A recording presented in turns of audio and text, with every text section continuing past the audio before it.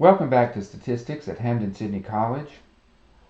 Today is Thursday, March 26th, and we're going to talk about the second major kind of statistical inference that is part of our course, namely significance tests. Significance tests, like confidence intervals, allow you to draw conclusions from data, but they draw different kinds of conclusions than confidence intervals do. So in the examples that we're going to do today, we'll look at the differences between the two, and we'll talk about how you can actually perform a significance test for a population mean. So let's go ahead and get started. First of all, just recall the purpose of a confidence interval is to estimate an unknown mean mu. So for instance, we might be interested in estimating the weights of undergraduates at a college. A confidence interval is the technique for doing that. A significance test, on the other hand, does something different. It evaluates a claim about a population parameter like the mean. So consider these two some situations like this, and this is kind of topical and maybe a little bit depressing, but what if your question was, what is the death rate among those infected by the COVID-19 virus? Well, there you're looking to estimate a number, this death rate, like what percentage of people who get sick are eventually going to succumb to the illness. So that is a confidence interval kind of problem. On the other hand, what if your question were something like this? Is the death rate from COVID-19 higher than the death rate from the flu? Well, there you're really not asking for an estimate, but you're making a claim about the death rate, right? You're saying, hey, the death rate from COVID-19 might be bigger than the death rate from the flu. Well, that's the kind of problem that a significance test addresses. So I would like to do our explanation here of significance tests in the context of an example. It's about weight of men in the 21 to 24-year-old age bracket. So nationally, men in that age group weigh 172 pounds on average, although there's a lot of variation. But the average weight nationally among men in this age group is known to be about 172 pounds. The question I want to ask is, are Farmville area men in this age group heavier than that on average? So again, this is a claim about the average weight of Farmville area men in this age group, and so the right tool to address it is a significance test as opposed to a confidence interval. I want to kind of go step by step through the process. And step one is simply to frame the problem. That is, we want to look at things like, what is the population that I'm interested in, and what variable am I interested in, and so on. So in this case, the population I'm interested in would be the population of Farmville area men in the 21 to 24-year-old age bracket. And the variable, or the characteristic of those individuals that I'm interested in, is their weight. So weight in pounds would be the variable. And what I'm interested in is not all the individual weights of Farmville men, but rather their mean weight.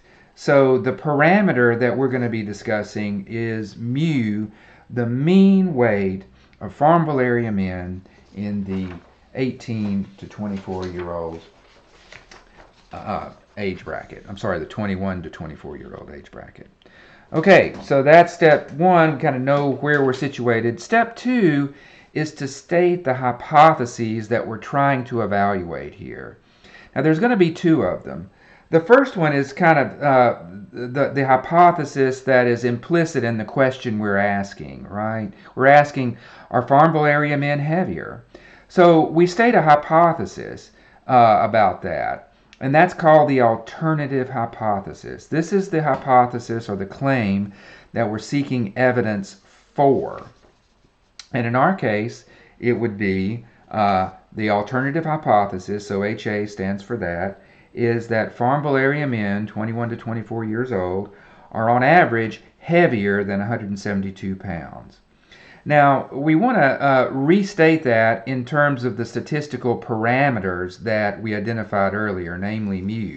So that's real easy to do, and it results in something that's both easier to write down and kind of more precise. We're saying precisely that our alternative hypothesis is that the average weight of men in Farmville, 21 to 24 years old, is greater than 172. That's the hypothesis we seek evidence for.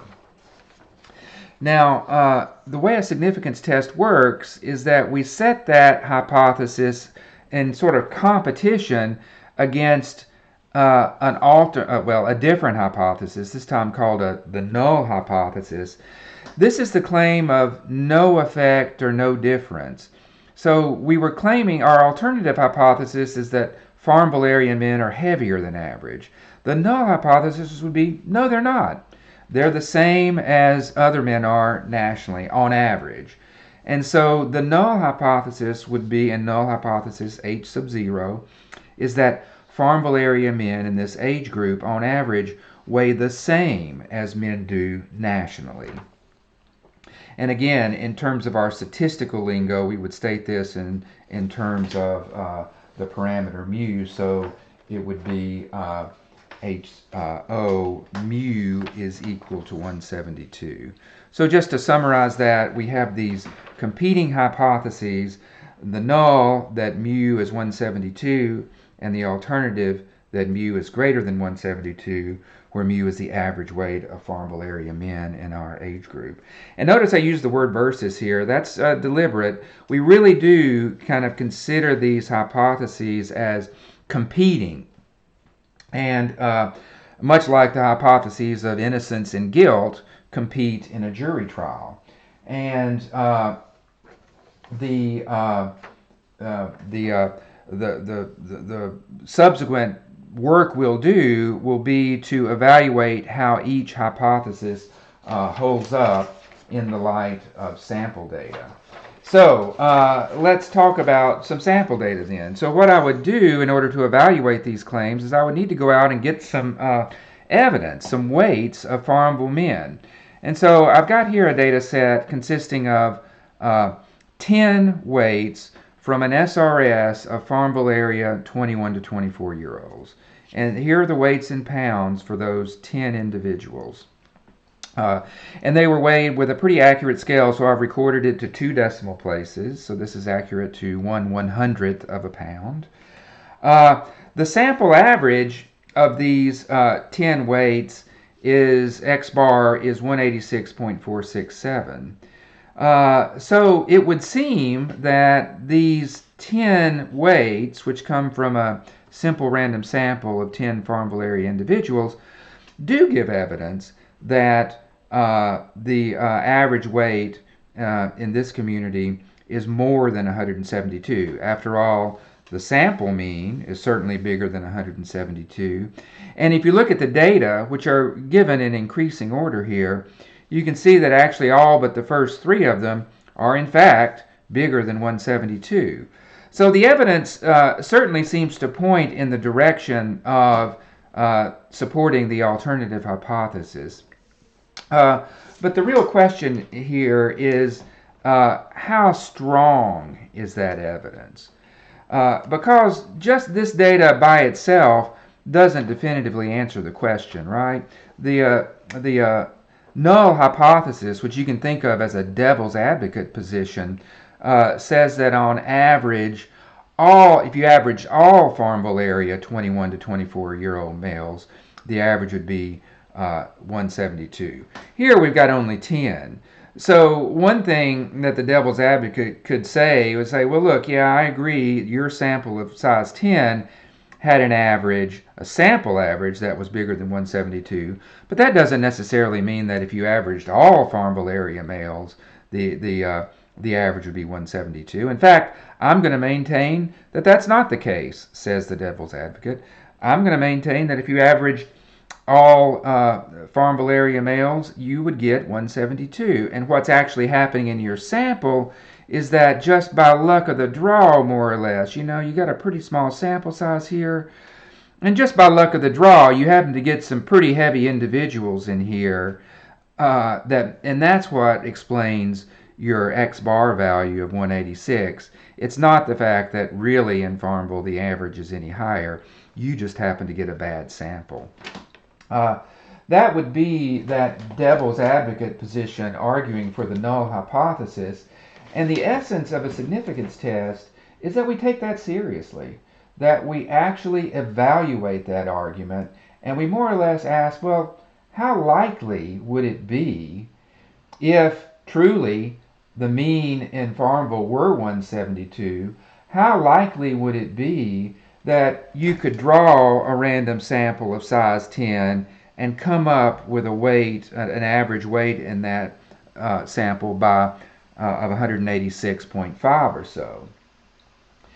If the answer to that question is not very likely, then we've taken the devil's advocate seriously, and we've shown that it's unlikely that his argument is true.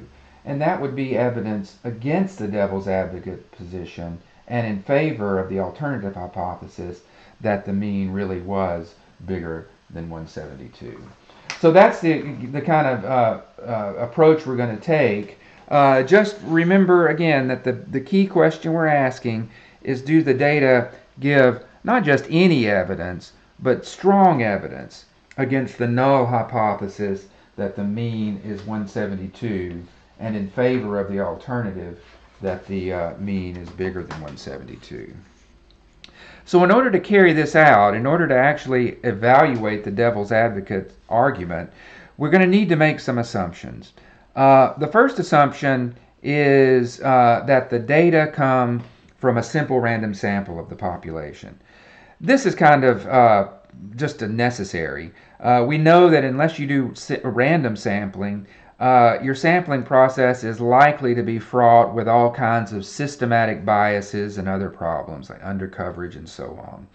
So the idea that the data comes from a simple random sample is essential to what we're doing here. The second assumption we're going to make is that the population variable x, which in our case is weight, has a normal distribution. Now, this assumption is not going to be as ironclad as the first one. We're going to be able to relax this assumption as we go forward, but for now we'll make it just to keep things simple. And then the third assumption is that the population standard deviation sigma is known. And in fact, here we're going to assume that that population standard deviation sigma is 20 pounds. Again, this is an assumption that's not really totally necessary, and we're going to remove it as we go forward. But for now, we're going to make it. And by the way, that value of sigma will usually be given to you in the problems that will be part of your homework set. So you will be given that in those problems. So with those assumptions, we're ready to move forward and actually evaluate the sample data and see which side it comes down on. Does it support the null hypothesis, or does it support the alternative hypothesis? Now there's a definite methodology for doing this. Here it is. The first part of it is to assume, for the sake of argument, that the devil's advocate position H0 is true. So we'll be assuming that the null hypothesis that the mean weight in Farmville is 172 is true. That assumption will be for the sake of argument. We'll then cycle back and see how things pan out after we've completed the argument. So that's assumption number one, assuming the null hypothesis is true for the sake of argument.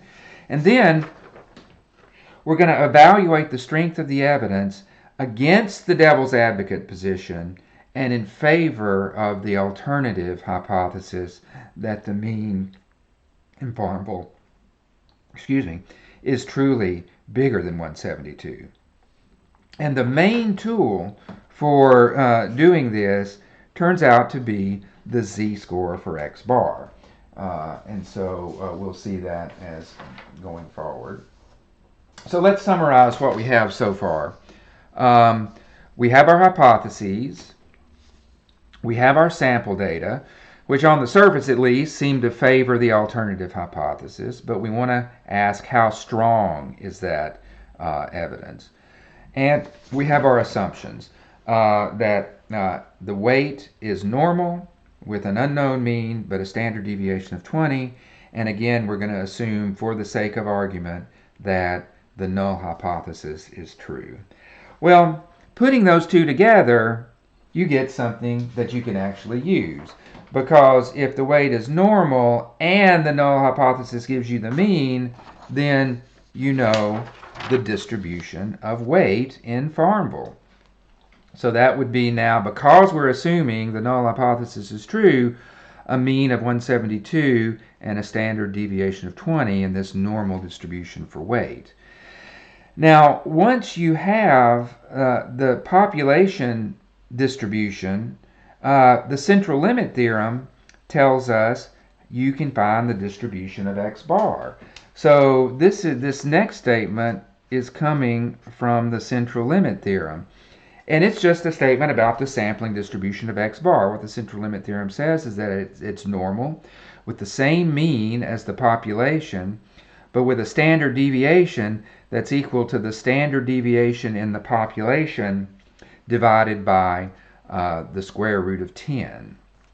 So square root of 10 is a little bit bigger than 3. So 20 divided by something that's a little bit bigger than 3 is going to be in the neighborhood of about 7 or so. So the standard deviation of x bar is around 7, whereas the standard deviation of actual individual weights in Farnborough is more like 20. Okay, so once we have the central limit theorem on our side, we've got a lot of power. We can first of all get the z-score for x bar, which you know is going to be the main tool we use going forward. The z-score is just x bar minus its own mean divided by its own standard deviation here. And notice I'm using the standard deviation of x bar here, not the standard deviation of of individual weights, because we're trying to take the z-score for x bar. So the next thing to ask is, what does that tell us? So what does our z-score for x bar tell us? Well, it's 2.2874. And so I've just drawn that in this little picture here, where I've put that z-score 2.2874 under the standard normal distribution. Why the standard normal distribution? Well, here, just remember that z-scores refer to the number of standard deviations, right? We're saying here that our z-score of 2.2874 means that average x bar of 186 was about almost 2.3 standard deviations above the mean. And remember that z-scores always have a standard normal distribution, and that's why you want to situate the z-score you observed under the standard normal curve, right? So one thing it's telling us is, and remember, this is all under the assumption that the devil's advocate is right, that the null hypothesis is true. What this is telling us is that if that's the case, then our x bar value is pretty out there in the normal distribution. It would be a value that's not very likely to be observed, right? In other words, if the devil's advocate is right, then our observed x bar value would be observed fairly rarely. That's already kind of calling into question the devil's advocate position, because we're saying, look, if you're right, the data we observed would be pretty rare. So that tends to say that the devil's advocate is not sitting on a particularly strong case here. But you can say even more. Suppose the devil's advocate was wrong. What would that do? Well, that would mean that the true mean were higher. So that would push this standard normal curve over to the right. And that's what I'm showing with the green curve here. In other words, if the alternative hypothesis were correct, the data we observed would no longer be under a standard normal curve, but under this curve shifted to the right. It would be closer to the middle of that curve. In other words, if the alternative were true, then x bar, or the x bar value we saw, would have a higher probability. It would be observed more frequently. And so those two things together are already suggesting that the devil's advocate doesn't have a super strong case here. But again, we need to see exactly how strong that case is. And so what do we do? Well, we can conclude, at least at this point, that our z-score is evidence against the devil's advocate and in favor of HA, that the hypothesis that the true mean in Farmville is bigger than 172. But to evaluate how strong the evidence is, and again, that is the key factor here, we have to look at something called the p-value. So the p-value for the test is the sort of metric that tells you how strong the evidence is against the null hypothesis and in favor of the alternative. So let's take a look at how we look at that. First of all, just a quick definition of specifically what the p-value is. It's a bit of a mouthful here, so just bear with me. The p-value is the probability of all z-scores that are at least as extreme as the z-score we observed. So that should have been an as there. In terms of arguing against the devil's advocate and in favor of the alternative hypothesis. So the z-score is the probability of all data that's as strong as ours in favor of the alternative hypothesis. And so here, let's take a look and see if we can figure out, first of all, what that would be in our case. So we would want to ask, well, what z-scores are extreme as ours, as our observed z-score, against H0 and in favor of HA? Okay, well, what would those z-scores be? I've again put my z-score under the standard normal curve, and this is the z-score corresponding to 186, an x-bar of 186. Think to yourself, what x-bar values would be even more compelling evidence in favor of the alternative hypothesis than x-bar equal 186? How about x-bar equal 190, for instance, or x-bar equal 200? All those would be stronger evidence in favor of the idea that mu would be bigger than 172. Well, what z-scores would those x-bar values correspond to? Well, they'd be z-scores that are higher than the z-score for our x-bar value. So the z-scores we're talking about, because the alternative is that mu is bigger than 172, the z-scores we're talking about would be z-scores that are bigger than 2.2874. And then you would ask, well, what's the probability of those z-scores? So that would be just this area under the normal curve, right? The area to the right of our z-score. So it goes on forever, but that would be it. And from that, you could get the p-value, because the p-value is the probability of all those z-scores. And so it would be normal CDF from our z-score, 2.2874, to infinity, with a mean of 0 and a standard deviation of 1. That's because we're working with the standard normal curve. That turns out to be about 1.11%. And so what does that mean?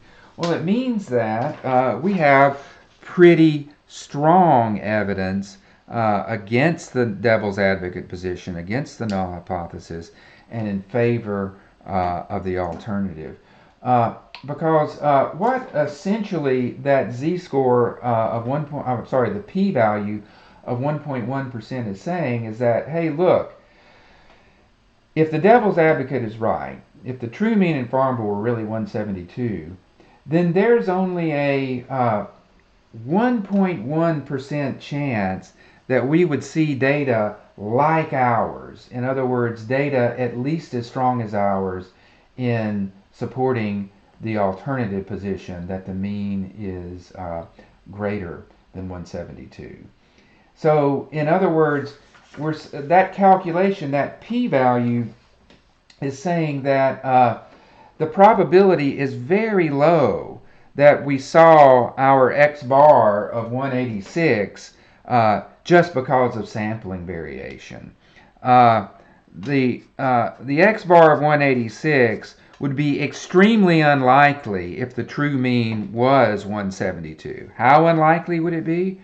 1.11%. And so that suggests that there must be a different explanation for why the x bar value we saw was so large. And what would that explanation be? It might be that the true mean in Farmville is in fact larger than 172. So let's carry on. The meaning of the p-value, in other words, is that it's the probability, assuming the null hypothesis is true, that random sampling variation alone could produce evidence at least as strong as the observed evidence against the null hypothesis and in favor of the alternative. The upshot of that then is that a small p-value implies that the evidence favors HA over H0. It favors the alternative hypothesis over the null hypothesis. And why is that? Well, a small p-value says that evidence like ours would be really rare if the devil's advocate were true. So if the evidence would be really unusual or rare if the null hypothesis is true, there must be another explanation for that. And that other explanation would be the alternative hypothesis. So if small values count as evidence in favor, if small p-values count as evidence in favor of the alternative and against the null, then the question becomes, well, okay, how small do they need to be? And that's where the concept of a significance level comes in. We use the Greek letter alpha to denote the significance level. And essentially, it's a cutoff value for the p-value. So the decision rule is that if the p-value is less than alpha, so that means it's small enough, right? Alpha is sort of how small the p-value has to be. If the p-value is less than alpha, then we reject the null hypothesis in favor of the alternative. On the other hand, if the p-value's greater than or equal to alpha, we fail to reject the null hypothesis. So you want to think of the significance level now, at least, as essentially that cutoff value. If small values of p count against the null hypothesis and in favor of the alternative, then the significance level alpha tells you how small the p-value needs to be before you wind up just going ahead and rejecting the null hypothesis. So p is less than alpha, we reject the null in favor of the alternative. If p is greater than alpha, you notice I use the words fail to reject the null. I didn't say accept the null. And that's kind of a subtle point, but it's actually statistically correct, I guess we could say. The whole focus of the test is evaluating the evidence as it stacks up against the devil's advocate position and in favor of the alternative position. We never actually ask in the test, and we never do any computations that address whether the evidence actually favors the devil's advocate. And that's why we don't say accept H0, if we fail to reject. If p is greater than or equal to alpha, all that says is that we don't have enough evidence to confidently reject the skeptics, the devil's advocate argument. But that doesn't necessarily say that we accept that argument either. So kind of a subtle point, but it is part of what we're doing here. So yeah, if p is less than alpha, reject H0 in favor of H alpha. There's a little bit of terminology here, and that's associated with the concept of statistical significance. If p is less than alpha, we say that the data are statistically significant at significance level alpha. So remember, the p-value is the probability essentially that the evidence you saw is just due to random sampling variation, which was the devil's advocate argument, right? Small p-values say that the probability of that is very small. So that's why we say that we have statistical significance at level alpha if p is less than alpha. That's saying that the likelihood that the evidence is a result solely of random sampling variation is very small. And so we call that statistical significance. And so there are some common significance levels that are in usage. Alpha equal 5% and alpha equal 1% are both very common levels. And one thing to notice is that the smaller the alpha is, the higher the so-called standard of proof is for rejecting the null hypothesis.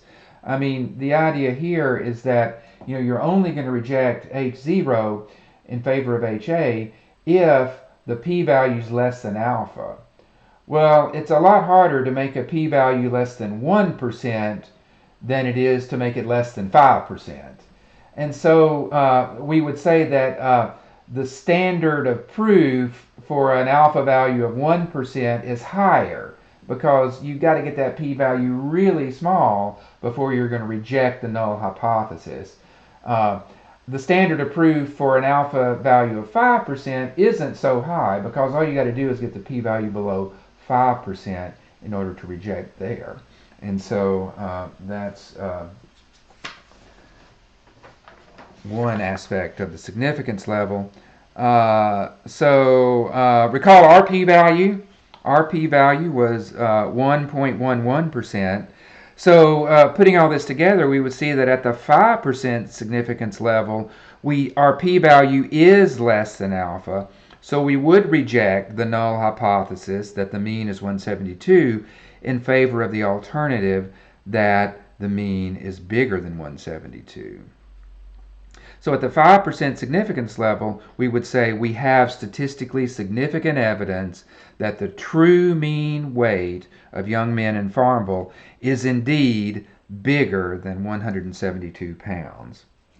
On the other hand, if I required a higher burden of proof, a higher standard of proof, if I required a significance level of 1%, then you can see that we would not meet that higher standard. Now our p-value is not less than alpha, right? Our p-value is actually bigger than 1%, so we would fail to reject H0 in that case.